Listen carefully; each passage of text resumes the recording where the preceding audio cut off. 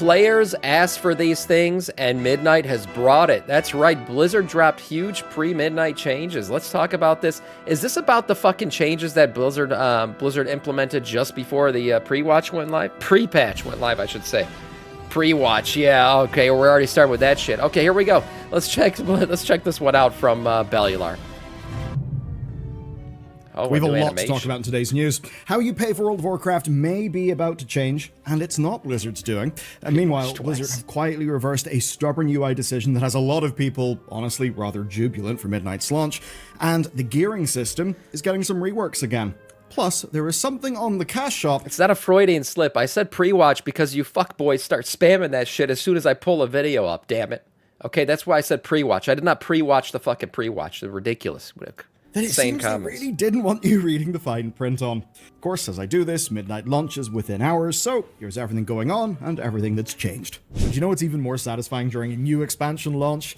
DoorDashing a whole bunch of food, or Deliveroo here in the UK. DoorDash. But you know what's less satisfying? The people who know your address getting data breached. And in October 2025, an employee of DoorDash fell for a scam sponsor. And attackers walked off with names, addresses, and phone numbers. It was the third breach in 6 years, and that's why I use today's sponsor, Incogni. Helps me right back. You see, whenever data leaks... At first I thought it was DoorDash sponsorship, then I thought it was VPN. Okay, it's everywhere. It's the Incogni one. Got it. They sell it all. I know Bell's sponsors now. If you ever wondered how a spam caller got your number, it's that kind of thing. And Incogni solves the problem by automating the legal work you'd otherwise have to do manually. And you can join at incogni.com/bellularwarcraft for 60% off the annual plan. And it's simple. You enter your info, and that's basically that. Now, you see, you've got a legal right to get your data taken down. But doing that Thanks, Dragon. I'll do that. Takes hours and isn't permanent.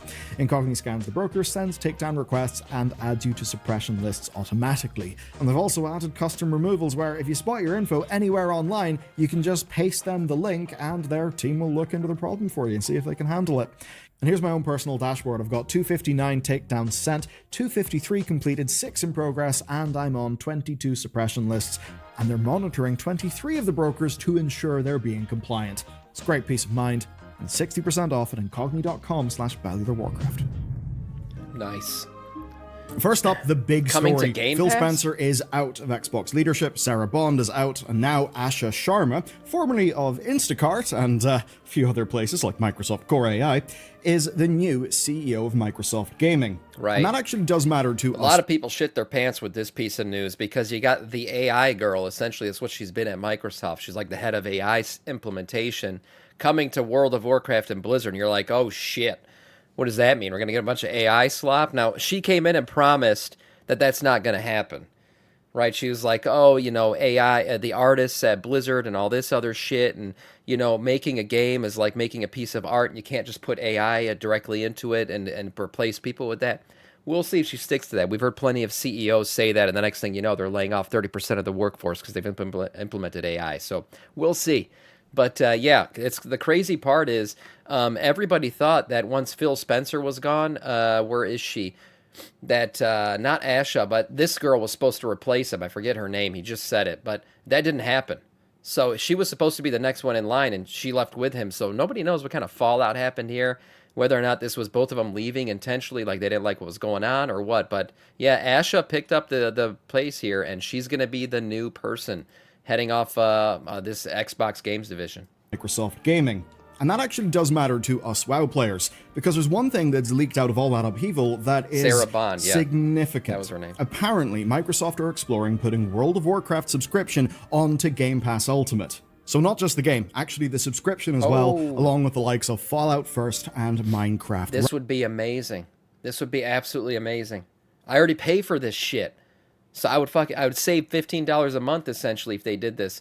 Now I don't know. I just can't picture, you know, just corporate greed allowing them to actually do this, because a lot of people are like me. They already got Game Pass. Maybe they have the regular one and they would upgrade to Ultimate if this was the case. So maybe they would gain subscriptions. But like me, I already have Game Pass Ultimate and the WoW sub. So technically Microsoft would be losing money from me, at least, if they did this shit. 100% would cost double, if not triple. They already raised the price on this recently. If you didn't see the headlines, this went up to $30. I think it used to be like 21 or something, and they raised it by like $9. So they did raise the price. Maybe to get ready for this, I have no idea. But man, if they ever put the WoW sub on Game Pass, I would love it. I'd be so happy. I think it'd be a good thing. I do. At least selfishly, because I already pay for this shit. I do think it'd be a good thing. I think we'd gain a lot of WoW players. Realms. Now, this comes from Jez Corden at Windows Central. It's unconfirmed. Or at least give the option, right? At least give the option. Like, if you pay for this, if you already pay for Game Pass Ultimate, give the option that gives you a WoW sub. Or if you just want the WoW sub, make it $15 a month for those people. Because I know there are a lot of people that would not pay $30 a month just to play WoW, for sure. He does have a strong track record on Xbox some housing internals, currency though. in there. Yeah, and here's why it matters, right? Game Pass Ultimate went up in price. It's £23 a month in the UK. WoW is £9.99 a month in the UK. So if you already have Game Pass, and a lot of people do, your WoW subscription would suddenly just be included. And even if you don't have Game Pass, well, that would be one subscription getting you WoW, Fallout 76, if that's the MMO-ish thing if you're choosing, Minecraft Realms, Elder Scrolls Online, and of course the entire Game Pass library. Which is honestly a compelling enough deal. You just gotta play all those games, though obviously you won't own them and you'll have to keep on paying, and that does mean, yeah, you'd be vulnerable to any future price hikes. Price hikes are not a new thing for Microsoft services. True. Now, if the rumor's true, it wouldn't be just because they're generous. You see, Game Pass lost subscribers after the price hike of last October. Revenue, basically, from content and services had dropped 5% in the last quarter, so basically, them bundling in some other premium subscriptions that people already... I don't get why the fuck they raised the price. Who was the fucking idiot who did that anyways? That was dumb as shit. I'm kind of glad that they lost money on that. Because I'm a dumbass who kept my subscription going because my son loves to play Minecraft. But otherwise, what the fuck was the point of doing that? They thought they were going to really make more revenue. I thought they had a sweet spot at that $21 price range or whatever. Now, $30 is a lot. Monthly sub. There's a lot of freaking streaming services that don't cost anywhere near that. I pay like the package deal for my Disney Plus, HBO Max, and Hulu. And that's $20 a month. And so, like, I got 3 streaming services, and it's still, this is more $10 more, which is kind of ridiculous. Yeah, Sarah Bond, it was her idea. I don't know whose idea it was, but that was dumb as shit. I'm glad that turned out to be a bad decision on their part. Pay for could be a way to, I guess, make the £23/$30 a month for Game Pass Ultimate feel worth it again. And of course, if you're a WoW player and you've already got that subscription, well, it would be pretty good for us. Of course, we'll have to see if it actually happens. And with that said, let's start talking about stuff in the game right now, right as Midnight's coming out. If you're a healer, this story is really quite enormous. As of last week's hotfixes, important healer buffs are now getting priority sorting in the raid frames. This is the likes of Riptide, Atonement, Echo, Rejuvenation, Beacon of Light, and Renewing Mist. These are all now going to sort to the front of your tracked buffs now, and that means you'll be able to see them at a glance. Nice. And before this, the community resorted to genuinely absurd workarounds. As an example, some people were replacing... I don't know if he gets into this, but they re-unlocked like a bunch of add-ons that healers used to use. Because Blizzard has basically said, like, we realize that the UI that we created in-game does not give healers what they need yet. So they did say it's temporary, but for now, they're allowing a lot of add-ons that previously healers were using to be downloaded and used again in the game. At least until they get their own UI up to pace with them. Unnecessary buff icons with blank images in their actual WoW game files, which would mean that those things would not display at all, meaning they would only see the things that they wanted to see. Other people were making important icons just massively oversized or super bright colors just to be able to pick them out. Now, some of these workarounds, a little bit goofy, but also technically borderline against terms of service. But thankfully, Blizzard have just fixed that problem. But that's not the only thing, because that's a small change in comparison to the next Midnight thing, which is that in Midnight, many healing spells, self-buffs, and long-term raid buffs are no longer classified as secret auras by the game. And that means the default UI will actually be able to surface them. You'll be able to see, say, what's active without having to rely on add-ons that would be, digging around beneath Blizzard's own restrictions. This is really good, and it's a strong reversal as well. The secret aura system meant that the UI was hiding critical information from people. We knew why they had done that, right? It was the whole arms race against add-ons, but this was an instance where it was really quite rough. So what this basically means is healers are going to be having a better time with their UIs, and some restrictions that I think a lot of people felt were quite awkward have been removed. That is very, very welcome indeed. And next, something that's perplexed people, and that's class tuning. Oh, okay. Here's something unusual. Blizzard have published a specific tuning schedule. It Oh, has yeah, I saw dates, this. it has reason, it has all of that stuff, and they've posted it in advance, which they don't often do. Yeah, So they basically give us a tuning roadmap. That's what this thing is. So this is kind of nice. We know exactly when the big tuning changes are going to happen. So you can settle in, know your rotation, and then know probably when changes might come. no more class tuning until March 17th. No real That's big the launch of surprises. Season 1. Then there'll be a second pass arriving March 24th. That will be using Heroic Week data, because of course that's when Basically, at the launch of any new big progression content, when it comes to gearing progression, there's going to be a tuning. It's like I said, no shockers here. It's just nice that they gave us the exact dates of when we can expect tuning changes. Mythic Raid and Mythic Keystone Dungeons open. Then further passes on March 31st and April 7th will happen, which are timed around the March on Quell Danas raid being available, and then roughly a month after that. Now, I saw some saying this was Blizzard going quiet, and Lamau, look at this, we now have a roadmap for our class balance stuff. Right. But I actually think this is just them being a lot more Thank you, Rat, for the follow, man. Welcome to our Scourge. transparent and talking overtly about when tuning happens and why it happens, having specific dates and the like will actually help people know what to expect. Yeah. Honestly, I think that's a fairly good thing. And certainly for the class So do balance I. team, they have their work cut out for them.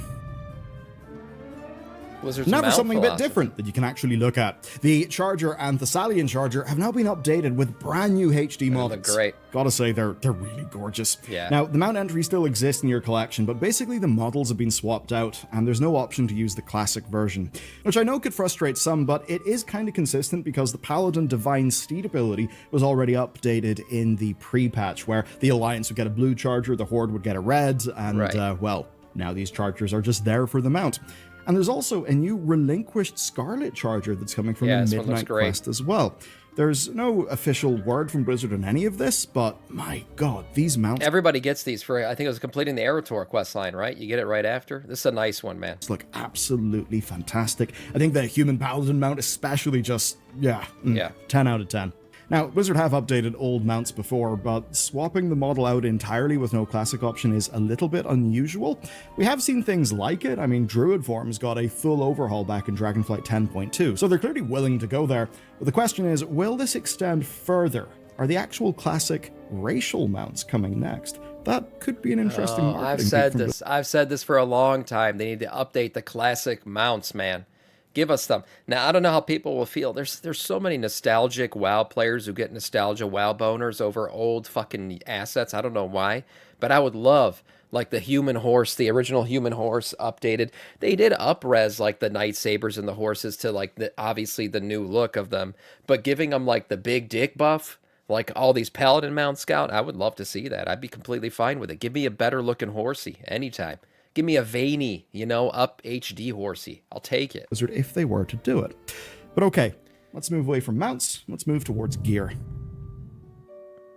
The crest and upgrade system got reworked on beta this week, and Yeah. here's the TLDR of it. You'll probably want to better. remember these numbers. So, upgrades now cost a flat 20 crests per tier. Now, that is up from 15 in the War Within, but Yeah, give me a new Death Knight horse. That's right, the Death Charger. Oh my god, I completely forgot. That one's kind of old now, right? Give us a new Death Charger. Yes. Fuck yeah, Dragon. I completely forgot about that. What's up? crucially, it's flat and there are no more escalating costs. You see, earlier on Midnight Beta, the cost actually scaled from, I believe, 10 all the way up to 50, which was getting quite a lot and would have amounted to 150 crests to completely upgrade one piece of gear. Thankfully, that bit is now dead, and a full upgrade from Tier 1 to Tier 6 will cost 100 crests total. Nice. There's also changes to crafted ones. Crafted gear now costs 80 crests, up from 60. But the weekly crest cap has been raised up to 100, which is up from 90. Good. So it is a little bit more expensive, honestly, I'll say, from my time playing The War Within. I think that is basically what It's more crest because it used to be 15 per level. Now it's 20, but you don't have to deal with stones anymore.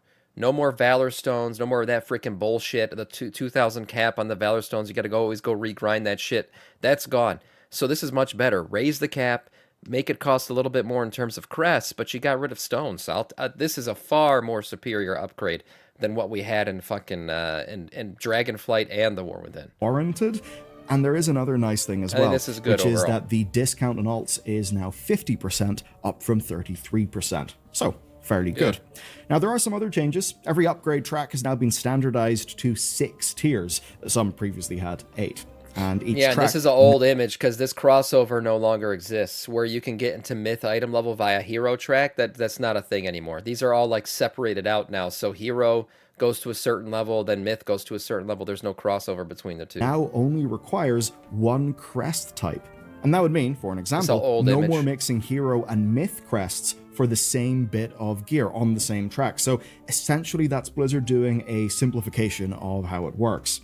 So what it comes out to is that on paper, each piece does cost a bit more than it did in the War Within, but in practice, I think the system is a good bit cleaner, and I think it's also a good bit more friendly, especially if you're playing more than one character. Did he say what they're doing if you replace gear from the same tier and upgrade? No, I don't know. There is a discount to upgrade them again, but I don't exactly know what I forgot what it is. I read it in an article once, but Samiccus don't got a mind like a seal trap anymore. He's too old. Remember, Valor Stones are no longer a thing, so you're not going to be held back in them. It might just be gold. And you may be actually sped up by something happening mid-season that's just been data mined. Data mining turned up what appears to be Midnight's mid-season catch-up system. It's called the Void Forge. Basically, it's a quest chain from an NPC called Decimus in Voidstorm. You will collect Void Core shards from raids, dungeons, and delves, 6 in total, so it looks like it maybe has a 6-week unlock cadence. And it seems that's the case because a hidden tracker in the game files labels it as 12.0 mid-season, which is the same pattern as previous catch-up systems. What does it do? Well, we don't exactly know yet. It could be currency-based gear, it could be new upgrade paths, or something else entirely, but the infrastructure is there in the game files. They're clearly planning something, so if you fall behind mid-season, there is a safety net coming. And there's actually something that isn't here in this season. There is no renown track for the new raids. So maybe some of the power gains that people used to get just from that renown track going up will be shifted over to this system. I actually hadn't thought about that, but people who fell behind on the raid renown track, it did hurt them a lot because at some point we were like getting a 12% buff on our DPS from the renown track. And if you just showed up like towards the end of a season, you come into a raid, you're going to be limp dick as fuck walking into that raid because even though you have the catch-up mechanic where you're going to get the renown very quickly, you got to deal with the fact that you're going to be like the lowest DPS in the raid for a while until you get there. So I guess it was a good idea to get rid of the raid renown track. I kind of wish they kept it and just kept it cosmetics because I did like the chasing of the mount and everything. It felt like you had it felt like an extra reason to go back into the raid besides the fact that you were chasing gear. You know, always knowing, oh, I'm getting closer to that T-Rex mount or whatever it was. So for that reason, I wish they kept the renown track. Just keep it cosmetic. Get rid of the player power aspect of it. But they got rid of it completely. Let's move away from combat and over to endeavors. Blizzard have been iterating on these fast since Housing Early Access launched. To go over what's changed... Yeah, but they would likely be carried by the raid. Yeah, I know, but you could get kicked for low DPS. That's the other problem. It's like somebody might see you. They're like, why is this mage fucking doing way less DPS than all the other mages? And then they kick your ass out, and then you got to deal with that over and over until you get your raid renown up. XP cap per endeavor has gone from 1,000 to 2,250. A very welcome change. That cap was really aggravating people. The diminishing returns floor has been raised from 20% to 50% of the base rewards. The first completion requirement has dropped from 1,000 to just 400 XP, and generic task XP has jumped from 10 all the way up to 50, and the diminishing returns now reset weekly. These are all good changes. They're responsive, they're fast, they're exactly what this system is needed. A lot quicker than the, I think, fairly awful launch day first impressions that this system got. For sure. However, there is something that's raised eyebrows. It's a new weekly quest. It's called Community Engagement, and it now rewards upgrade crests. 20 Hero, 40 Champion, or 60 Veteran. That's the endeavor thing? For completing neighborhood endeavors. Yeah. Now, this is a bit weird, because Blizzard said housing would not be a source of player power. Shocker. Player power and housing. We all knew it was going to happen. Now, the truth is, like with your your crest capping out every week at 100 crests, most likely you could just grind this shit out through Mythic Plus. It'll be much more, it's going to happen through that. You don't have to do this, but it is interesting that they're putting crests into player housing shit. The Endeavor fixes do show that they're broadly listening on this feature, but quietly attaching upgrade crests to the housing system feels like a shift in principle. I mean, it's supposed to be that if you don't want to engage with this thing, you don't really have to. they put a bunch of crests there, I think people will kind of feel like they have to. And it's maybe a bit concerning if Blizzard feels like they need to just lure people in with some player power. It's not that you have to. You could do it. He's kind of leaning into this one a little bit, because the truth is, if you're a Mythic Plus runner or a raider, you're gonna hit crest cap every week without doing this. You're just gonna hit it passively because you're running the shit. It is a way to quickly get some on the side if you want to. The truth is, what Blizzard's probably doing is you're going to have player housing Andes. Believe it or not, you're going to have a lot of people who just want to go and finger pop themselves in their home every day, and they don't want to interact with the game that much. And yet they still want to upgrade gear a little bit. They still want to get geared out for whatever reason. So this will be a way for them to do that. It won't be a requirement by any means. If you're legitimately playing this game, you're not going to need to go do an endeavor. You're going to hit crest cap every week anyways. Or just to partake in the endeavor. So not really sure about that. Not really sure if it'll make it live or they'll quietly kill it, but perhaps the line has moved. And speaking of lines moving... Why not do both at the same time? Yeah, you can do both at the same time, sure. I mean, all I'm saying is it's not going to be I have to do my weekly endeavor now. You're not going to have to do it. You just, if you want to. Something about the housing bundle. You know the housing decor bundle that's currently in the store? You know, the one with the plushies? Well, here's something a bit weird. It's a limited time bundle, and Blizzard customer service actually confirmed this over on Twitter. Now, this is a bit weird because normally limited time bundles get a prominent disclaimer saying they are limited time. And you'll have seen these in the Battle.net store, the in-game shop, and the top of the blog post that Blizzard does. But for this one, it is a tiny bit at the very bottom of the article. There's nothing in the store page, and there's nothing in-game. Now this I wonder why they're being shady. Maybe it has to do with the lawsuits in Europe right now going on, because they're giving out a currency, the 500 Hearth Steel. Or essentially you buy it with the 500 Hearth Steel. So you're purchasing it with an in-game currency.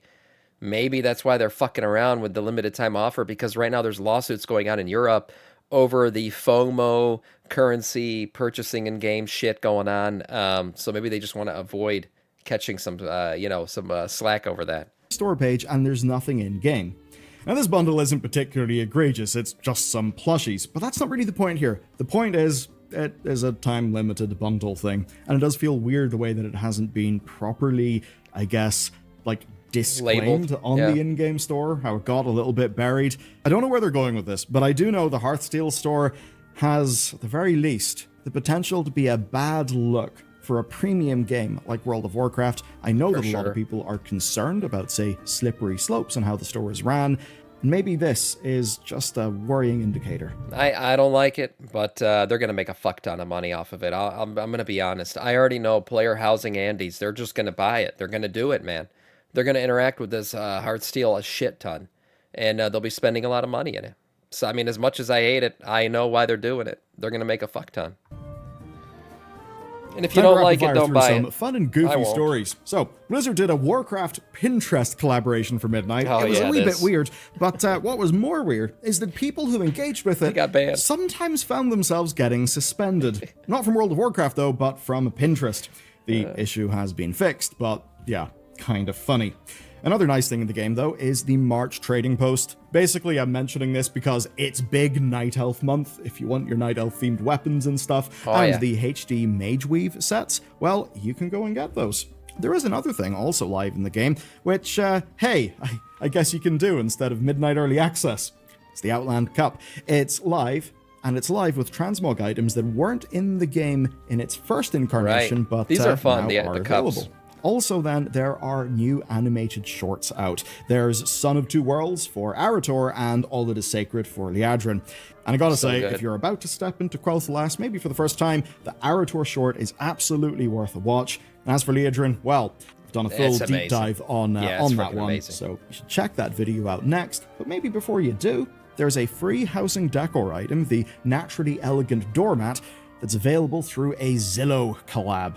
It's claimable through to September on the collab website, and extra copies are available in-game near the trading post. So, that's everything. Midnight launches very soon indeed. I'll see you in Quel'Thalas, and if you want to know what's up with that Liadrin cinematic and how it basically is exactly what Warcraft needs to be. Sure is. Exactly what it should be. Just peak.